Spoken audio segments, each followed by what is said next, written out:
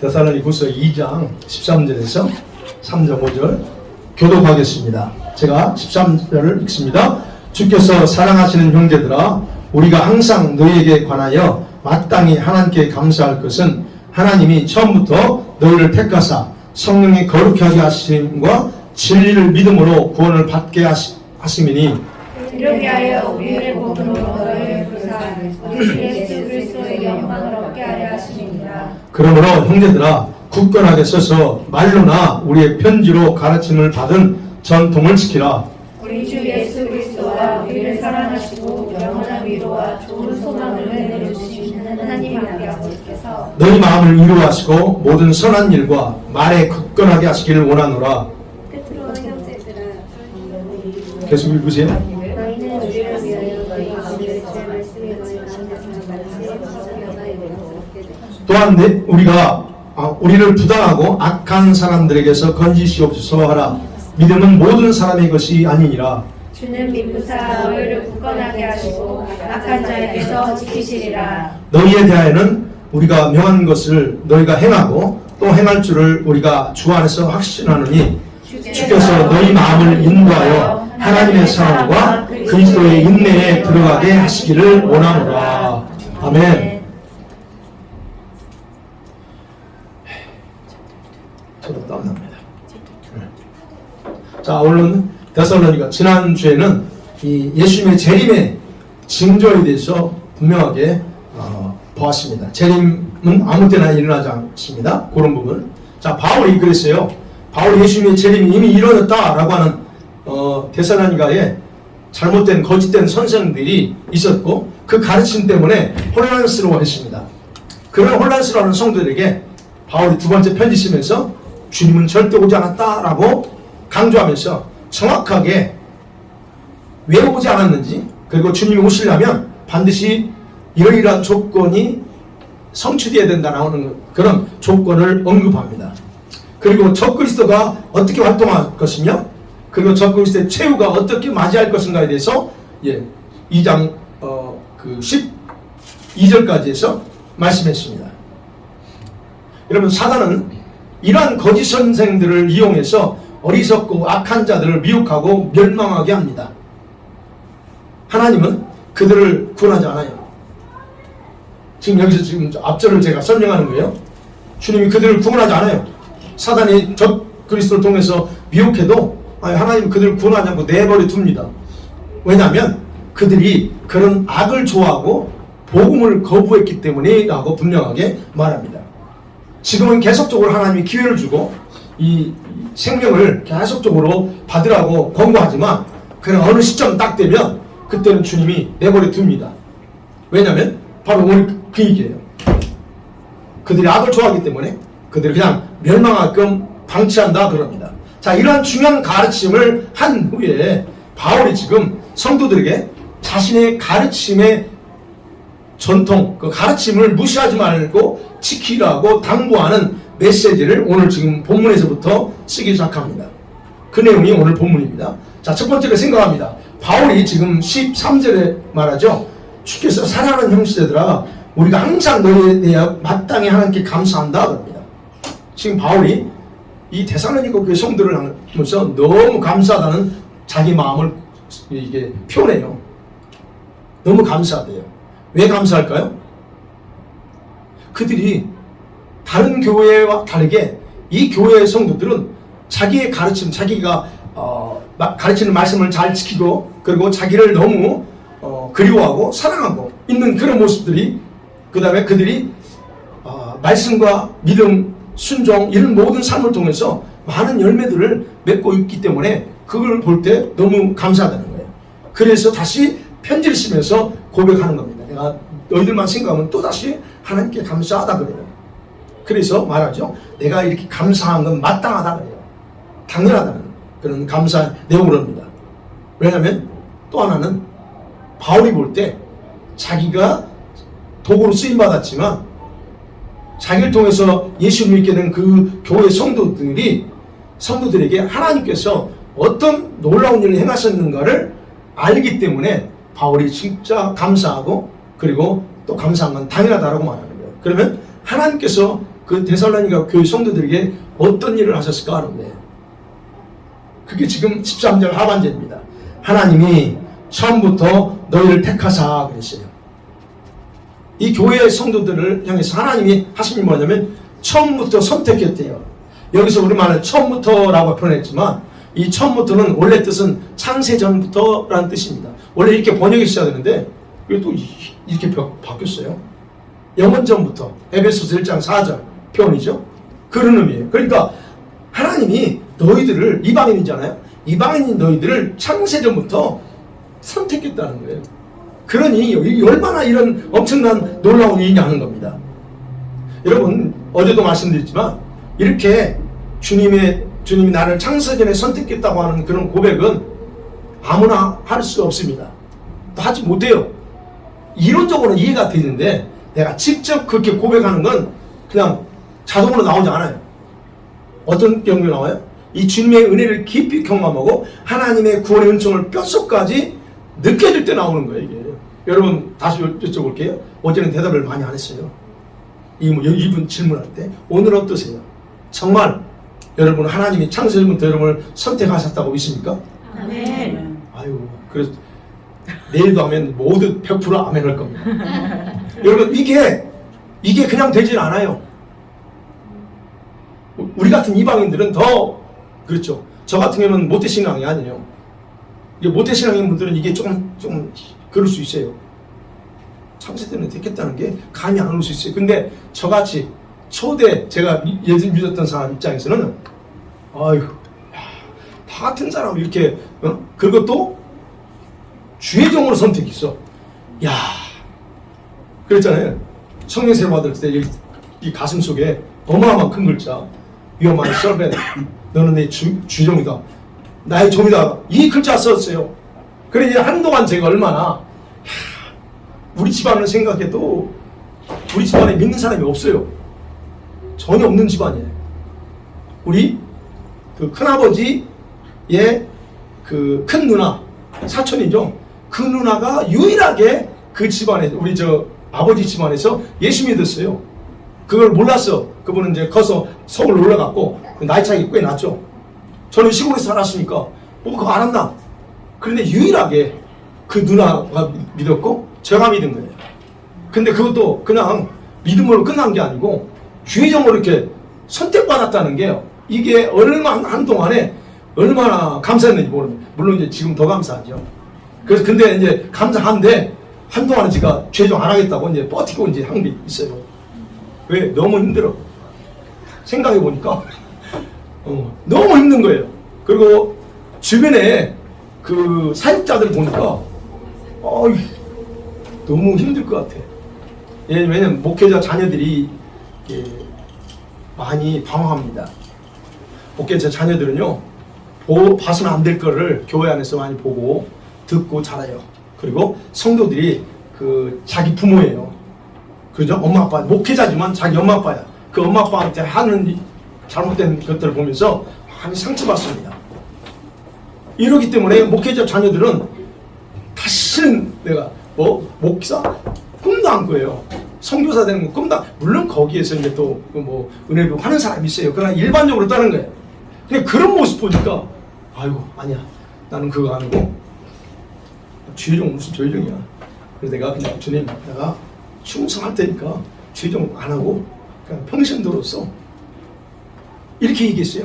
장로, 우리 그때는 항상 장로나 집사로 해서 내가 열심히 할게요. 그래서 한동안 제가 그거를 버티고 갈등하고 방황했어요. 한 3년, 4년 그랬어요. 근데 지금은 그래죠. 언제부턴가 그랬죠. 내가 다시 죽었다 태어나도 목사라면 한다 라고 고백을 해요. 왜? 이 얼마나 이 은혜가 회복된 거죠. 감사하게 은혜가 회복된 게 그런 거예요. 그러니까 나는 지금도 하나만 다시 하겠다라고 지금은 제가 그런 마음을 합니다. 이게 왜요? 이게 어마어마한 거거든요. 나 같은 이 집안에 아무것도 없는데 선택했죠. 이거요. 그러니까 이 데살로니가 교회 성도들이 예수 믿는 사람들이 이방인이잖아요. 그를 선택했다는 거예요. 그래서 어떻게 했어요? 선택의 결과가 뭡니까? 선택의 결과가 뭐예요? 두 가지요. 성령의 거룩하게 하신다. 그래. 그 다음에 진리를 믿음으로 구원을 받게 한다 그래요. 여러분 성령으로 거룩하게 하심을 받게 한다. 이 말은 무슨 말입니까? 선택의 목적이 단순히 구원만 시키는 게 아니고 하나님처럼 거룩하게 하는 거예요. 우리가 기억하셔야 돼요. 저와 여러분이 예수 믿고 구원받아서 그걸로 만족하시면 안 돼요. 하나님 목적은 그게 아닙니다. 여러분 영혼을 구원하는 걸로 만족하지 않아요. 여러분을 하나님처럼 거룩하게 하나님과 같은 성품으로 만들길 원하는 게 진짜 목적이에요. 왜요? 그런 사람이 천국에 가서 같이 살거든. 그러니까 천국은 또 이 말 나온다. 영원한 천국은 아무나 못 가. 아버지처럼 거룩한 성품으로 성화된 사람만 들어가는 거예요. 그런 분들은 그렇지 못한 사람은 어디 가요? 지옥 가는 게 아닙니다. 낙원에 가는 거예요.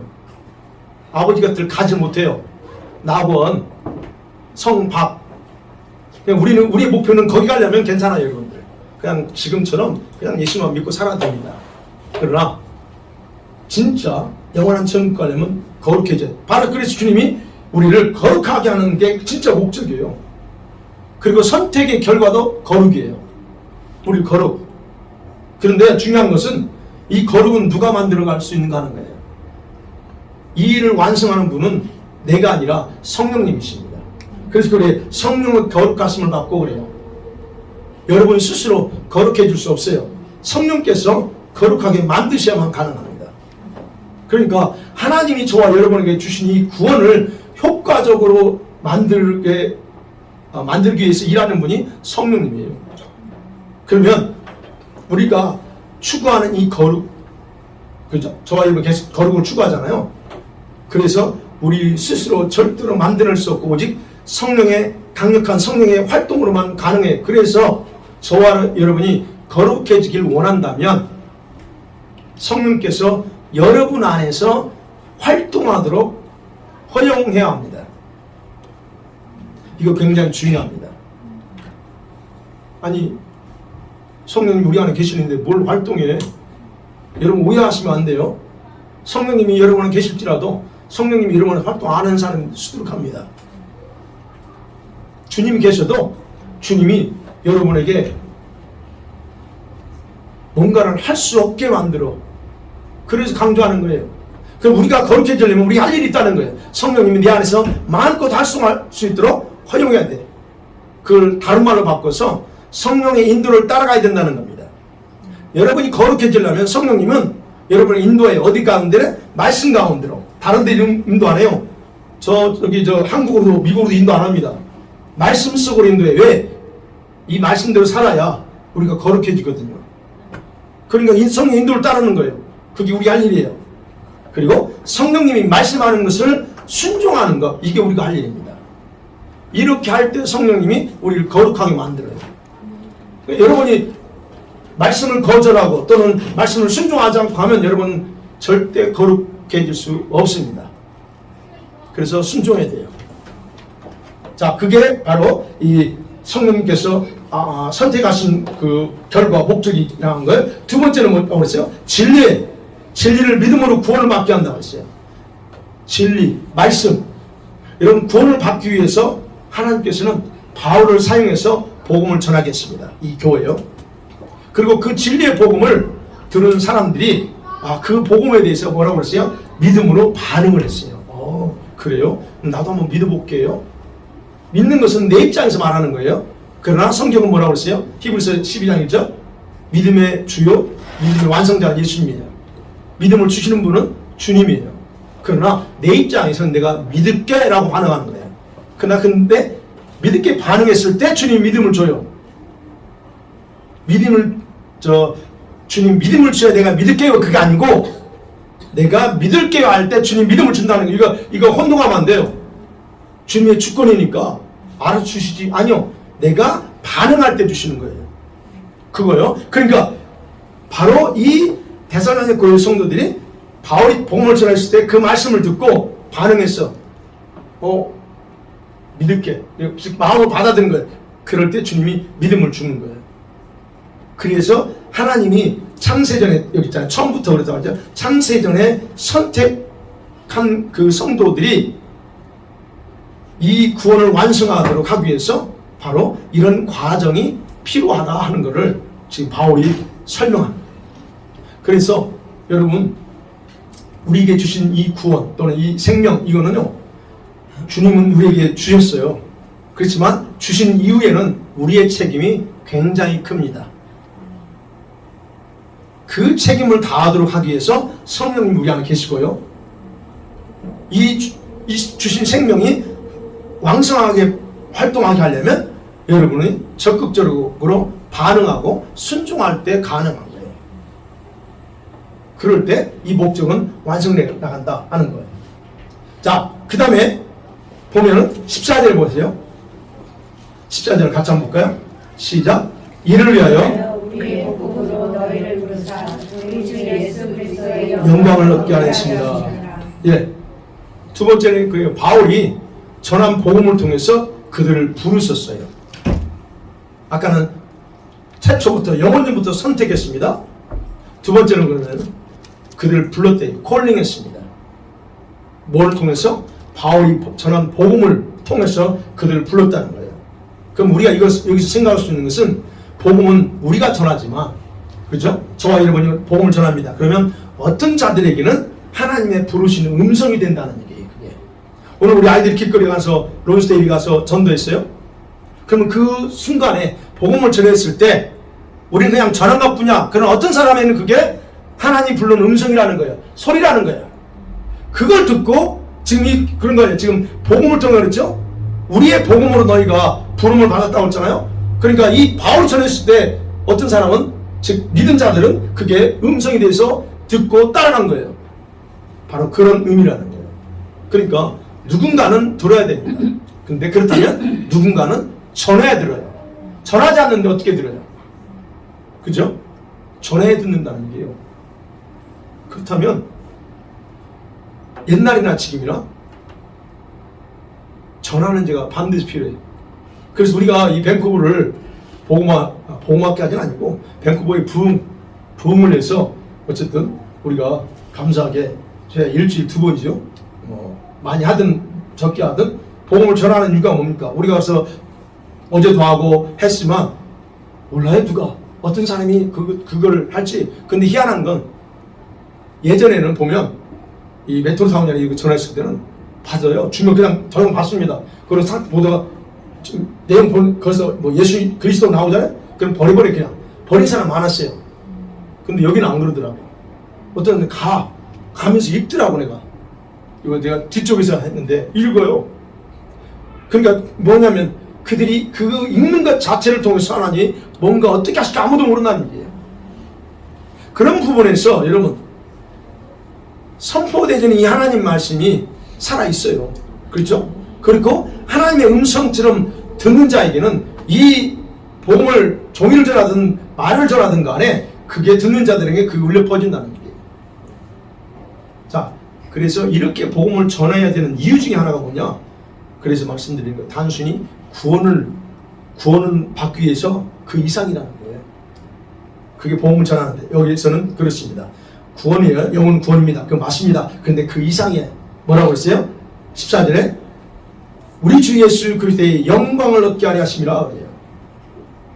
우리 복음을 전해야 되는 이유 중에 하나는 그래요. 예수님이 그리스도가 영광을 얻게 하려고. 여기서 그리스도의 영광이라고 그랬죠? 이 말은 구체적으로 말씀드리면 예수님께서 부활하심으로 얻게 된 영광입니다. 부활을 통해서 구원이 완성됐고 부활을 통해서 아버지가 영광을 예수님께서 싹 덧입혀 줬어요. 그렇다면 하나님께서요 우리 성도들로 하여금 이 예수님의 부활의 영광에 참여하도록 창세전에 불렀고 그러면서 동시에 그 완성 재림 때 완성되죠. 물론요 재림 때 완성됩니다. 그러면 하나님은요 이 복음을 듣고 올바로 반응하는 자들에게는 구원만 주시는 게 아니라 바로 더욱 영광스러운 이 복을 누리게 하려고 작정했다는 겁니다. 그러니까 저와 여러분이 바로 그런 대상으로 선택받았고 그리고 지금 그 은혜를 누리고 있고 마지막 이 영광스러운 복은 마지막 주님이 재림할 때 받습니다. 그렇기 때문에 이 영광은 우리가 완전히 내 걸로 취해야 돼요. 아직 오지 않았어요. 이거는 그때 가서 내가 취해야 됩니다. 잊어버리면 안 돼요. 여러분은 절대 잊어버리진 않겠죠? 예, 그걸 얘기하는 거예요. 바로 그래서 십자가에서 그 영광을 받게 됩니다. 그 다음 크게 두 번째로 보면 이제 15절 보면 바울이 이제 그러면서 이제 본격적인 명령을 합니다. 적극적인 명령을 합니다. 14절, 이 명령 있죠? 14절, 15절에. 그러므로 형제들아, 굳건하게 서서 말로나 우리 편지로 가르침을 받은 전통을 지키라 그래요. 명령입니다. 이거. 어떤 명령일까요? 이 명령의 근거는 13절과 14절입니다. 하나님께서 이렇게 우리를 향해서 행하신 일들이 놀랍다. 우리를 창세전에 선택했고 그리고 우리를 콜링했어. 그러니까 너희들 하나님을 믿는 믿음에 굳게 서라 그런 겁니다. 그래서 굳게 서서 그럽니다. 굳게 서라. 여기서 굳게 서서라고 하는 단어는 현재 능동태 명령입니다. 과거가 아니에요. 현재 그것도 능동태예요. 그리고 명령이야 이거.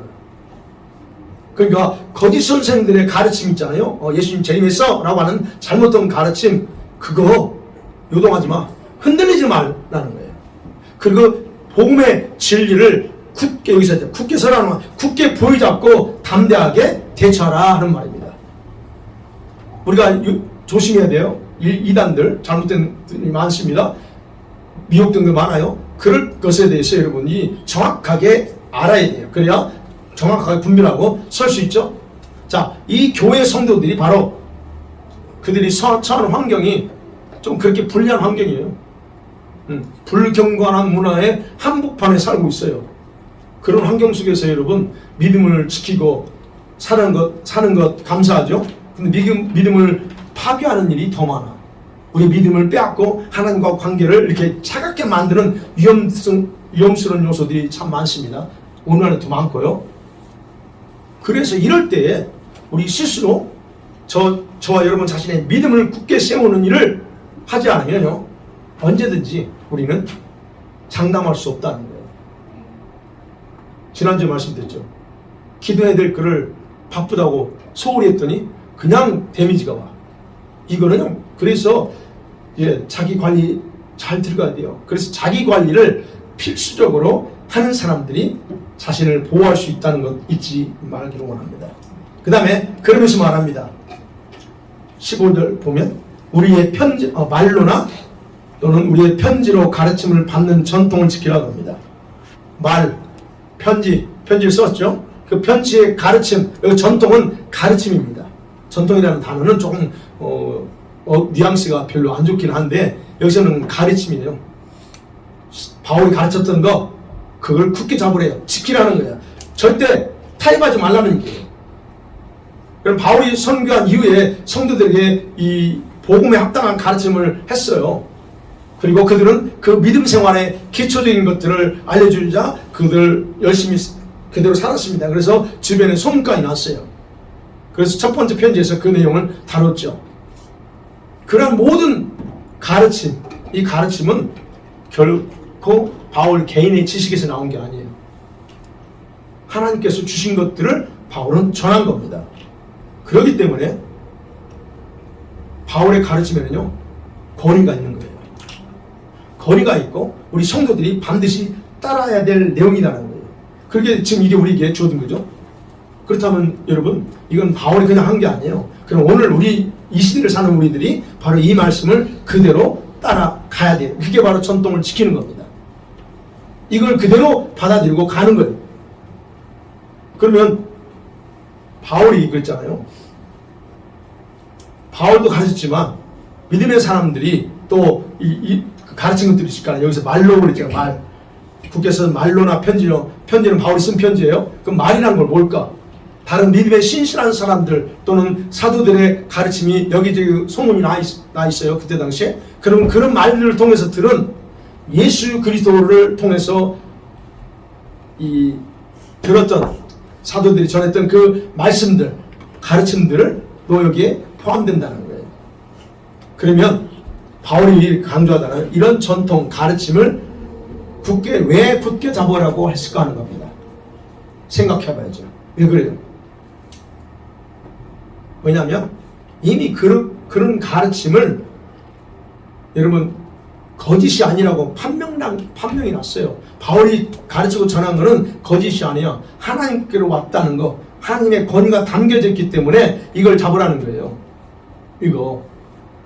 그래서 바울은 잘못된 그런 가르침들에 의해서 혼동되고 있는, 헷갈려가 있는 그런 성도들에게 전해진 거예요. 이미 전해진 권위, 전해진 가르침 받은 그런 교훈, 전통, 이걸 굳게 잡으라. 그럼 그것만 굳게 잡아도 그들의 신앙에는 문제가 발생하지 않는다는 얘기예요.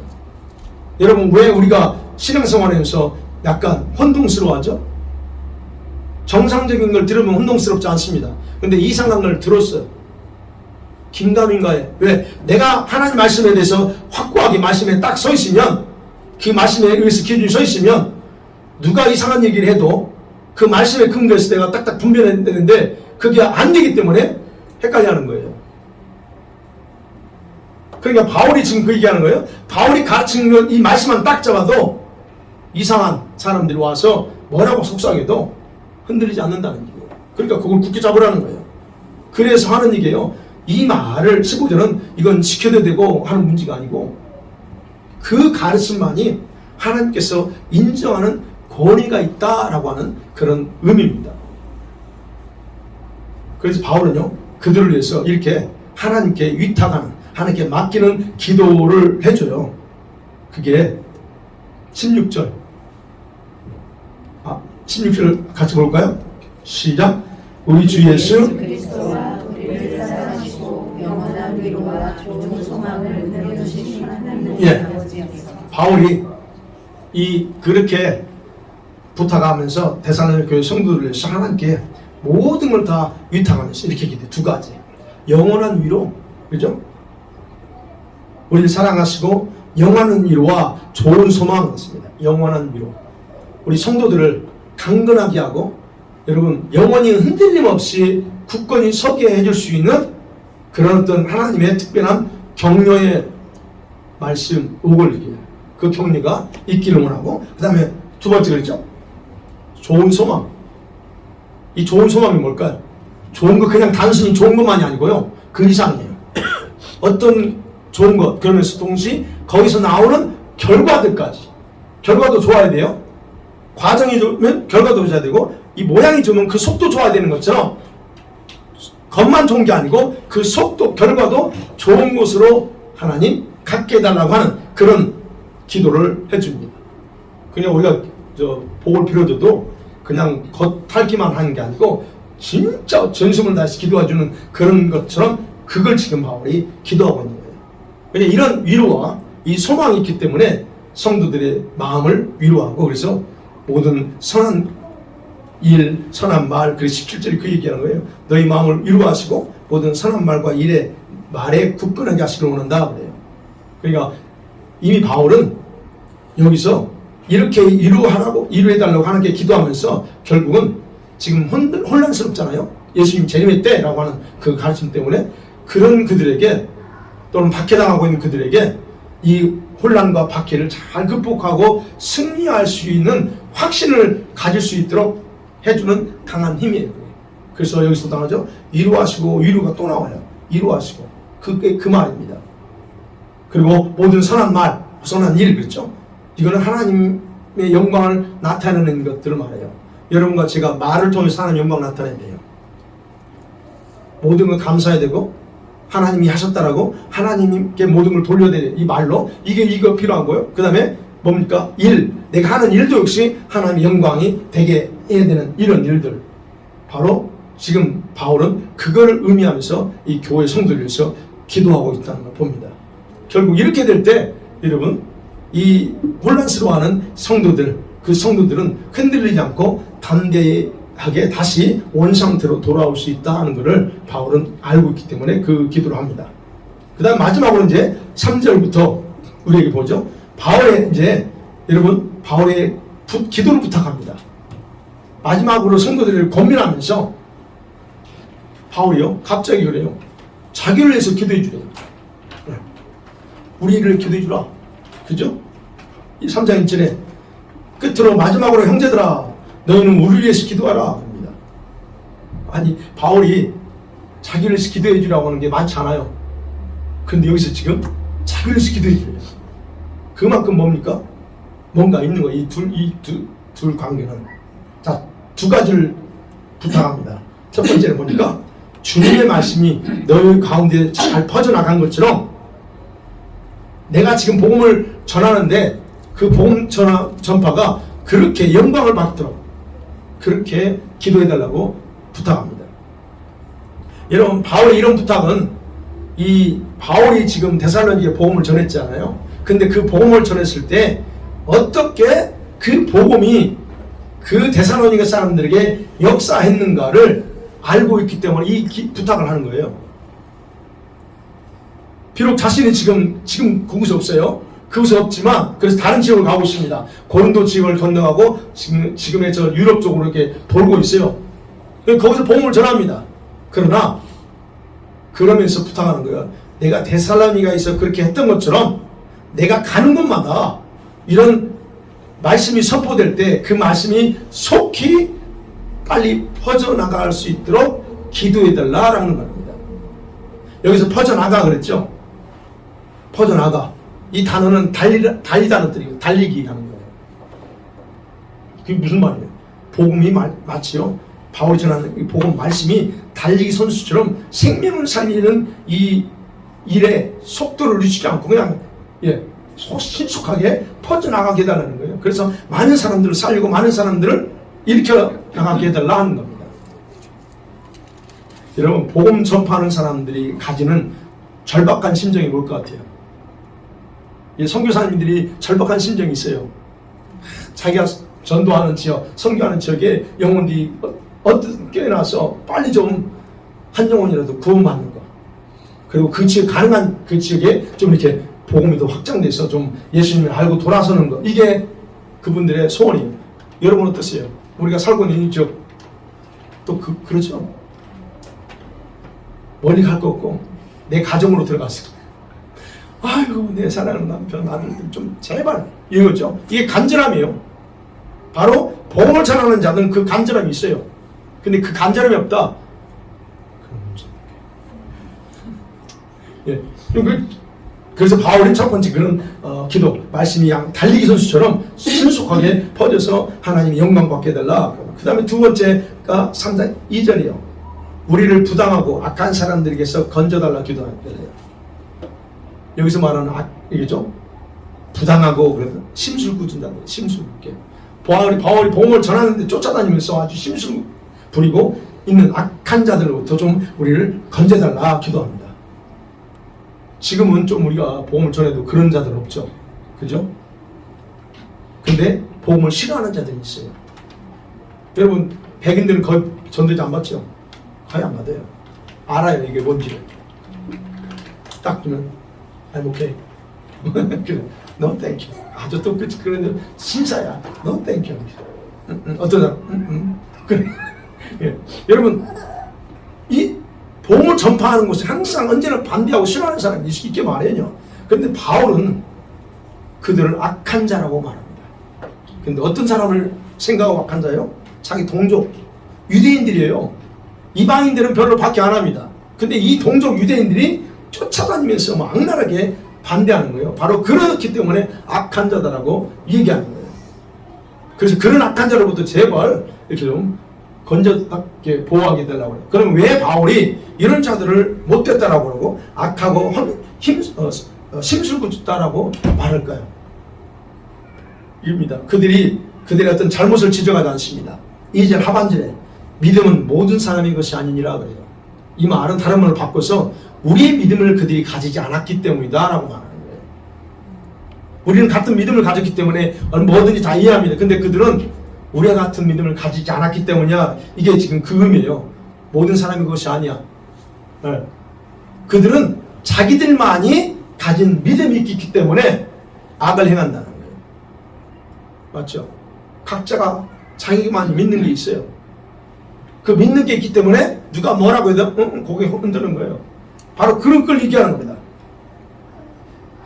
그들의 어떤 나쁜 걸 말하진 않아요. 그러니까 여러분 복음의 이 진실을 알지 못하고 사단에게 속아서 거짓을 믿고 살고 있기 때문에 그들은 오히려 불쌍한 존재들이죠. 그래서 우리는 저도 그런 마음으로 기도하고 어쨌든 그들에게도 하나님의 긍휼이 흘러가기를 원하죠. 그래서 바울을 말하는 거예요. 이 그런 전도자들을 위해서 전도자들 안전을 위해서 기도할 필요가 있다는 겁니다. 지금도 마찬가지입니다. 성교지에서 역시 마찬가지로 그런 아주 그런 하나님의 특별한 그 보호를 위해서 기도해야 될 필요가 있어요. 그들이 무서워서가 아니에요. 복음 전도자들의 안전과 말씀의 능력이 그 있잖아요. 이 말씀의 능력 있잖아요. 그 말씀의 능력이 활성화되려면 그 기도 필요해요. 그래서 우리가 좀 구체적으로 기도할 때 그냥 하나님 뭐 이렇게 분하게 해주세요. 이거는 그냥 추상적이에요. 그러나 좀 더 구체적으로 이 복음을 받아들이지 못하도록 배후에서 활동하는 악한 영들을 다 잡아야 되는 거예요. 남편이 안 믿어요? 그러면 그거는요, 남편을 잡고 있는 영적 세계를 먼저 잡아 공격해야 돼요. 남편을 믿지 못하도록 마음을 자꾸 조종하는 것들 예수 이름으로 다 묶고 깨부수고 해야 됩니다. 그게 계속적으로 돼야 돼요. 그러면 어느 순간에 무너져요. 처음에는 감이 안 와. 그렇지만 여러분이 하셔야 돼요. 그러면 시간이 되면, 그러니까 여러분의 그런 영혼 구원을 위한 그런 기도는 헛되지 않아요. 하나님 감격하게 해요. 그래서 그 기도할 때 영계에서 수호천사들도 같이 하고 그러면서 하나하나 싹 가요. 그러면서 어느 순간 정점이 되면 다 깨버립니다. 그러니까 그런 부분에서 우리가 기도해야 될 필요가 있어요. 그래야 복음이 활성화시켜 나갈 수 있기 때문에. 그러니까 그런 기도 우리가 좀 할 때 같이 했으면 좋겠습니다. 그러면서 마지막으로 바울이 이제 3절부터 얘기합니다. 자신이 확신을 하는 게 있어요. 내가 너희들한테 기도 부탁을 했지만 내가 확신하는 게 있다. 뭘까요? 4절입니다. 4절 한번 볼까요? 시작. 너희의 대안은 우리가 말한 것을 너희가 행하고 또 행할 줄을 우리가 주 안에서 확신하노니. 예, 바울이 벌써요. 이렇게 지금 자기 기도 요청하고 하면서도 성도들이 그대로 자기들을 위해서 그렇게 해줄 거라는 걸 확신하고 있어요. 여러분, 이런 확신이 있을 때 보세요. 성도들이 자신을 신뢰하고 있다는 것을 바울이 알고 있기 때문에 그런 고백하는 거예요. 아무나 고백 못하죠. 나를 신뢰하지 않는데 내가 부탁합니까? 나 좀 예수 기도해 주세요. 그러면 처음 만난 사람들 여러분은 그렇게 하시나요? 안 하죠. 왜요? 신뢰라는 관계가 없어요. 신뢰가 돼야 적어도 뭐 하고 안 하고는 둘째고 부탁을 할 수 있는 거예요. 목사님 기도 좀 해주세요. 여러분 저한테 아무도 모르는 사람이 와서 부탁하면 내가 볼 때 누구세요? 그러죠. 그런 거는 그게 바울이 지금 이렇게 부탁하는 때는 뭐냐면 그들이 자기를 신뢰하고 있고 자기도 그들을 신뢰하고 있다는 걸 확실하게 알기 때문에 이런 고백하는 거예요. 그러니까 여러분 성도들이 그 바울을 신뢰하지 않았다면 바울이 어떻게 명령합니까? 명령해 이거. 명령 못하죠. 이 말은 적어도 그래서 여러분 성도들은 바울을 사도로 인정하고 있고 그러면서 또한 그의 가르침을 잘 따르고 있다고 하는 증거이기도 합니다. 그래서 신뢰하지 않는 사람들의 말을 따르는 건 그래서 그건 거의 불가능하다. 그런데 바울이요 이런 신뢰의 근거에서 말을 함에 있어서 이 뜻을 보면 신뢰한다는 것을 보면 그냥 한 번 신뢰하는 게 아니에요. 이 단어에 보면 계속적으로 신뢰한다는 의미예요. 계속적으로. 그거는 어느 지점까지 가다가 끝나는 게 아니고 계속 진행되면서 이런 거예요. 계속 진행돼요. 그래서 그걸 어떻게 할 수 있어요? 4절 하반절에 주 안에서 확신한다 그래요. 주 안에서. 그냥 단순한 확신이 아니에요. 주 안에서. 이 주 안에서라는 말은 여러분 믿음의 기초에서 현재뿐만 아니라 미래에도 계속될 거라고 하는 것을 바울은 그걸 의식하고 얘기하는 거예요. 그리고 바울이 그렇게 신뢰하고 또 주 안에서라는 말을 고백할 수 있었던 것은 하나님께서 신실하시고 그리고 성도들을 굳건하게 세우실 것이라는 걸 하나님에 대해서 그가 믿었고 그리고 또 악으로부터 그들을 지켜줄 거라는 것을 그가 알았기 때문에 3절이 주님은 믿으시고 그들을 굳건하게 하시고 악한 자에게서 지키실 것 이거를 믿었기 때문에 얘기하는 거예요. 그러니까 이런 거는 상대를 신뢰하는 것도 있지만 동시에 그들에게 역사하신 하나님을 정확하게 믿고 있기 때문에 그렇게 가능한 거예요. 여러분이 그건 아셔야 돼요. 내가 정말 하나님을 철저하게 신뢰하고 있는가, 이 부분에 대해서 여러분이 정확하게 그 의식을 가지고 있다면 여러분들은 어떤 말을 함에 있어서 이 바울처럼 그런 정확한 확신을 가지고 얘기할 수 있어요. 단순히 말로 신뢰해요 이게 아니고 진짜. 근데 그거는 진짜 아니냐 여러분 스스로 다 압니다. 말할 때 여러분이 알아, 영이 알아 벌써 내가 얼마나 몇 프로 신뢰하고 있는지. 이 바울은 지금 100%예요. 그러니까 그냥 명령하면서 그걸 하는 거예요. 그래서 여러분 우리 성도들의 생활이 은혜가 넘치고요, 활발하게 되고 기쁨이 넘치게 되려면 어떻게 돼요? 하나님께서 부어주신 은혜가 어떻게 합니까? 활성화돼야 가능하죠. 그죠? 맞죠? 그럼 그런 은혜가 활성화될 때 교회도 행복하고 가정도 행복하고 본인 신앙, 본인 스스로도 행복하죠. 바로 그렇게 그런 삶 가운데 바울도 있었고 데살로니가 교회와도 그랬고 서로 간에 그게 역동적으로 작용이 됐던 거예요. 그러니까 그런 거 부탁받을 때 부담이 아니고 이건 당연히 그걸 해야지라고 반응하는 거예요. 그렇다면 우리가 오늘도 마찬가지죠. 오늘날로 따지면 우리 교회 안에서도 마찬가지입니다. 하나님께서 하시는 일을 주님은 어떤 일을 하고 있습니다. 근데 그걸 어떻게 할 수 있냐는 거예요. 여러분 안에, 우리 성도들 안에 또는 교회 안에 하나님께서 활발하게 일하고 계시다고 하는 것을 무엇으로 알 수 있을까 하는 거예요. 어떻게 알 수 있죠? 어떻게? 답은 나왔어요. 이미 답 알려드릴까요? 여러분, 하나님이 일하시는 것은 하나님 죽으신 분이 아니면 잠자는 분도 아니고 조는 분도 아니에요. 하나님은 지금도 일하고 계시고 지금도 살아계시기 때문에 항상 말씀도 하고 자기가 원하는 일을 하고 계셔요. 그러면 살아있다고 하는 것은 움직임이 있다는 얘기예요. 뭔가 액티비티가 있다는 얘기예요. 그러면 무슨 말이에요? 하나님이 일한다고 하는 것은 우리 성도들 실제 생활에서 나타나게 돼 있다는 거예요. 교회 안에서 하나님이 살아계신다면 교회 안에서 하나님 일하심이 분명하게 눈에 보이게 증거로 나타난다는 얘기예요. 단 하나님 그렇게 일하심에 대해서 본인이 의식을 하고 본인도 그걸 알고 있는 사람이라면 금방 찾아내요. 그러나 그렇지 못한 경우는 뭔가 낯설어 보일 수도 있고 이렇게 돼요. 그러니까 여러분, 하나님의 성령을 통해서 일하시는 일들은 중단되지 않잖아요. 활성화되잖아요. 그래서 여러분 모습 속에 나와요. 얼굴에서 나오고 여러분 생활 속에 나옵니다. 믿습니까? 네. 여러분 진짜 그렇게 하고 있어요? 그런 것 같아요. 예, 바울이 그래서 그걸 알아요. 그래서 그는 그 부분에 있어. 그러니까 여러분이 저한테 우리가 하면서 이걸 놓고 기도할 때 여러분 의심하고 기도합니까? 아니죠. 어떤 문제 놓고 할 때 그냥 이렇게 하세요. 그러면 같이 막 해버리잖아요.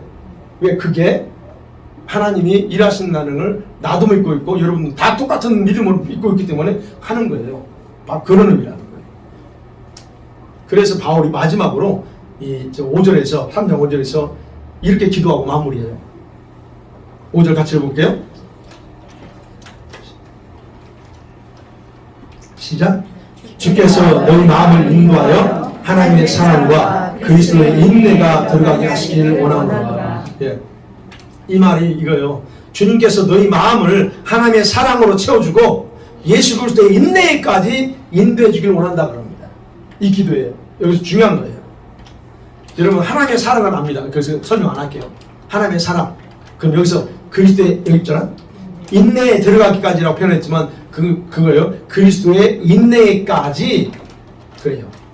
다시 말씀드리면 인내라고 하는 단어는 혹독한 시련, 고난 속에서도 흔들리지 않는 믿음의 목적을 완성해 나가면서 자기 희생을 각오하는 것을 의미합니다. 인내는 그냥 꼭 참는 이런 차원이 아니고 내가 어떤 대가를 지불하더라도 내 믿음의 목적을 이룬다면 그걸 과감하게 같이 하는 것이 인내예요. 그러니까 여러분과 제가 신앙생활을 뭐 하다가 잘하다가 어느 순간에 그건 인내가 아니에요. 인내하다가 그냥 떨어진 거지. 여기서 인내는 그거예요. 정확하게 이해하려면 이 말을 정확하게 이해하려면 이겁니다. 예수님께서 그 모든 고통, 괴로움, 아픔을 왜 견뎠는가를 생각합니다. 왜 견뎠어요? 왜 견뎠어요? 하나님 보신 목적 있잖아요. 자기 땅에 보내신 목적. 그 목적을 완성해야 되니까 그는 그렇게 모든 걸 인내했어요. 참았어요. 바로 그걸 생각하시면 됩니다. 예수님은 자신의 그런 인내를 통해서 하나님께 완전히 순종해요. 그래서 온전함을 입증했어요. 그게 히브리서 5장에 나오는 거예요. 17절 이하에. 바로 이걸 의미합니다. 그리스도의 인내에 들어가기까지 또 인내까지 인도해 줍니다. 우리가 여러분 인내하려면 이 정도 돼야 어이구 이럴 때 뭔가 역사가 일어나는 거예요. 네. 그래서 여러분 예수님의 인내를 본받아서 말씀에 온전히 순종하고 온전해지기를 원하는 것, 이게 바울이 마지막 기도였다는 거예요. 사랑하는 성도들은 말씀을 이제 결론 내려보죠. 여러분 다시 데살로니가서 전서 2장으로 넘어와서 전체적으로 볼 때 예수님의 재림에 대한 다양한 미혹들, 잘못된 가르침이 있었어요. 교회가 있었어요. 근데 이것은 지금도 현대 교회도 이런 게 넘치고 있습니다. 그리고 이미 성도들 개인에게는요, 여러분들은 어떨지 모르겠어요. 각자 나름대로 이론이 다 가지고 있어요. 예수님 재림에 대한 각자 이론들이 다 있어요. 예수님이 언제 오신다, 이런 것들이 나름대로 다 이론을 가지고 있어요. 그래서요, 어떤 경우는 자신이 믿고 있는 이론과 다를 경우에 확인하려고 하지 않고 거부하는 쪽으로 선택하고 행동하는 사람들이 의외로 많습니다. 여러분 어떠신지 모르겠어요. 아니면 옛날이나 지금이나요, 세상에는 우리 자신의 믿음을 지켜나가는 데 있어서 방해되는 것들이 참 많죠. 요즘은 더 많잖아요. 더 넘치는 상황이고. 이럴 때 우리는 무엇의 기준을 두고 살아야 되냐 하는 거예요. 뭐여야 돼요? 무엇의 기준 두어야 됩니까? 예, 바울이 말하는 거예요. 15절. 가르침의 전통을 지키라는 거예요. 그 말이, 그 의미를 어떻게 해야 돼요? 사람의 가르침이 아니라, 어느 목사님의 가르침이 아니라, 유명한 사람의 설교 내용이 아니라, 이 성경 말씀, 기록된 말씀을 다시 돌아가라는 거예요. 기록된 말씀. 제가 여러분에게 말씀 가르쳐도 여러분이 저도 잘못 가르칠 수 있어요. 그래서 어느 때 서다 보면 내가 잘못 그러니까 잊어버리고 잘못 얘기한 거예요. 목요일날 제가 한번 그런 질문했죠. 예수님이 왜 광야 갔어요? 오영승 권사님이 시험 받으라고 그랬잖아요. 기억 안 나나요? 시험 받으라고 그랬어요. 내가 그랬어요. 아이 권사님 뭔 소리, 무슨 시험 받으러 가. 금식하고 능력 받으러 왔지. 난 이렇게 능력을 강조할 때 그게 맞았거든요. 권사님 말씀 맞아요. 시험 받으러, 성령에 끌려서 광야에 시험 받으러 갔다 마태복음 기록됐네. 나중에 알고 보니까 내가 잘못한 거야. 이건 내가 그거를 기억 못하고 그렇게 해요. 그러면 이런 걸 확인해야 돼요. 제가 실수했으니까 그런 거 확인해요. 네, 성경 구절 잘못 얘기할 수도 있으니까 그건 잘못 얘기했어도 그거는 틀린 게 아니, 그건 잘못된 게 아니에요. 틀린 거지. 이게 내가 잘못 전할 수 있으니까. 어떤 말씀이든 간에 여러분은 확인하셔야 돼요. 나도 잘못 가르칠 수 있어요. 그러니까 바로 그 얘기하는 거예요. 하나님 말씀으로 다시 돌아가서 정확하게 해야 된다는 거예요. 네. 다시 말씀드리면 말씀이 있는 그대로 받아들이고 사는 생활을 해야 된다는 겁니다. 여기다 다른 걸 붙이지 말고, 네. 말씀이 그렇게 말하고 있으면 그냥 믿어요. 그것이 우리에게 절대적으로 필요하다 하는 결론입니다. 그게 바로 전통을 지킨다 하는 말입니다. 아멘. 이 시간에 기도해야죠.